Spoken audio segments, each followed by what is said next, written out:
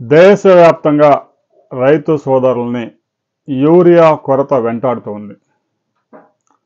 అనేక రిపోర్ట్స్ గురించి మనం ఇప్పటికే వీడియోలు చేస్తున్నాం.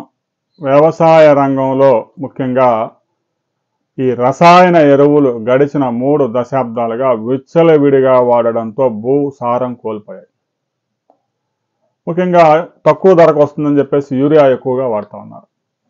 శాస్త్రవేత్తలు సూచించిన దానికన్నా కూడా 500% అధికంగా వాడుతున్నారు కొన్ని పంటల్లో.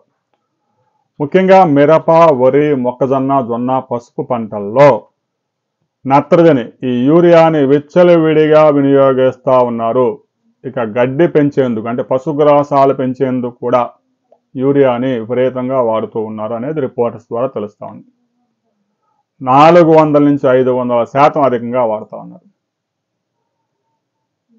హరిత విప్లవం వచ్చిన కొత్తలో ఎకరాకి 2-3 బస్తాలు రసాయన ఎరువులు వాడి పంటలు పండించిన రైతులు నేడు ఎకరానికి 20 నుంచి 30 బస్తాలు ఎరువులు చిమ్మేస్తా ఉన్నారు.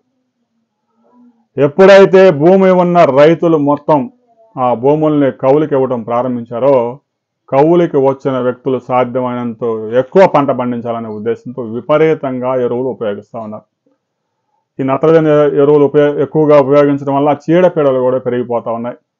ఎన్ని రసాయనాలు పిచికారి చేసినా కూడా అదుపు కావడం లేదు. దీంతో కేంద్ర ప్రభుత్వమే యూరియా ఉత్పత్తిని తగ్గించింది.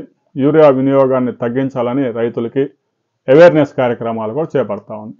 ఇప్పటికే యూరియా ఏదైతే గోతాల్లో అమ్ముతున్నారో దానికి నీమ్ కోటింగ్ వేసి అమ్ముతూ ఉన్నారు. అది పక్కదారి పట్టకుండా ఇక నానో యూరియా కూడా అందుబాటులోకి వచ్చింది. రాబోయే రోజుల్లో కూడా రైతు సోదరులు స్వయంగా యూరియా వినియోగాన్ని తగ్గించుకోండి. మిగతా ఎరువులు కూడా శాస్త్రవేత్తలు ఎంత చెప్తే అంతే వాడండి.